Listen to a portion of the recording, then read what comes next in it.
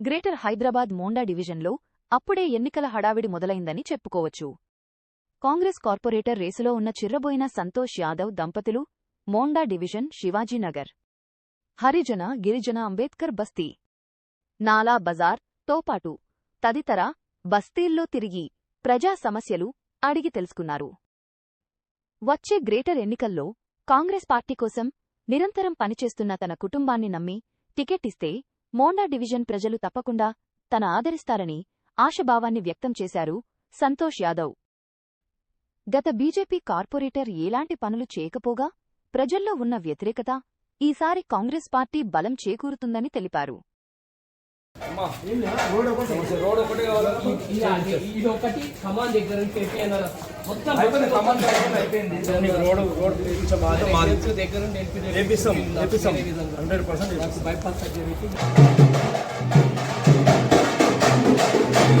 మీరు ఈ అన్నున్నాడు ఈ అన్నాడు మేము ఇప్పుడు కాదు మా 100% ఆధారంలో పెట్టించి రోడ్ వేపిస్తాము.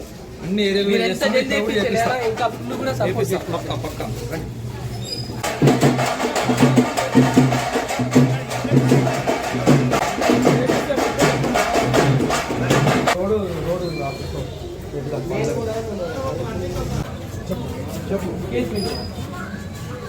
టైం ఉంటుంది మీకు ఎనీ టైంలో వచ్చి కూడా మీరు మీరేమైనా ఉన్నా కూడా నేను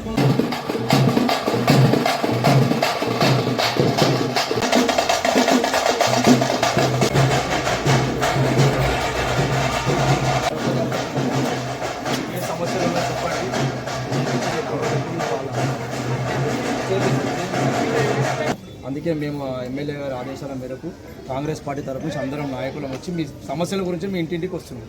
థ్యాంక్ యూ అన్న, త్వరలో చేపిచ్చేస్తాం.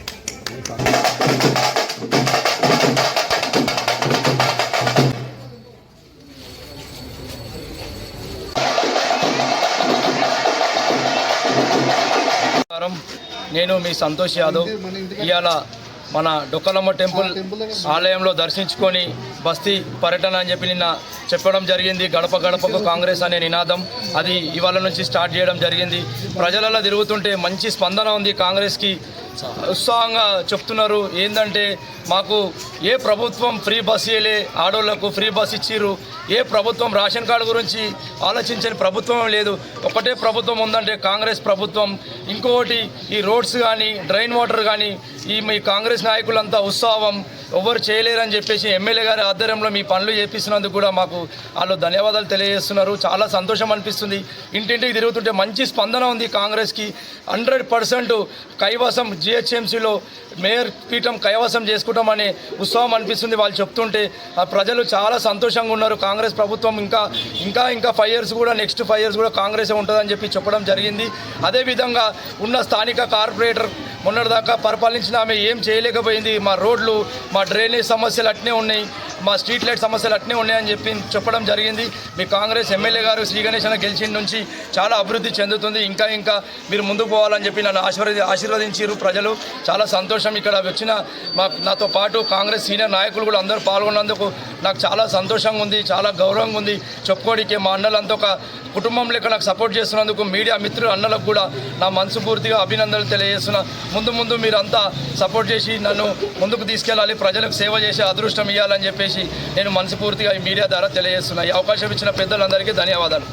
మన డొక్కలమ్మ టెంపుల్ ఇక్కడ శివాజీనగర్ ప్రాంతంలో ప్రతి గడప కాంగ్రెస్ అనే నినాదంతో ఇంటింటికి వెళ్ళి వాళ్ళతో కూర్చొని ఏందమ్మా మీకు ఎటువంటి సమస్యలు ఉన్నాయి, అన్న ఎటువంటి సమస్యలు ఉన్నాయి అంటే వాళ్ళు ఒకటే చెప్పారు, అన్న చిన్నవి ఉన్నాయి. కాంగ్రెస్ ప్రభుత్వం వల్ల మాకు సంక్షేమ పథకాలు చాలా బ్రహ్మాండంగా ఉన్నాయి, కానీ మాకు కొంచెం డెవలప్మెంట్స్లో మాకు కమిటీ హాల్ ఒకటి, మాకు ఇంకోటి ఏంటంటే అంగన్వాడీ ఒకటి కావాలి, కొంచెం డబుల్ బెడ్రూమ్ కూడా కావాలంటే అది కూడా నేను మా ఎమ్మెల్యే దృష్టికి తీసుకెళ్ళి తొందరగా పరిష్కరించి వాళ్ళకి ఎంత తొందరగా అయితే అంత తొందరగా వాళ్ళకు న్యాయం చేస్తానని చెప్పేసి ఈ మీడియా ముఖంగా తెలియజేస్తున్నాను.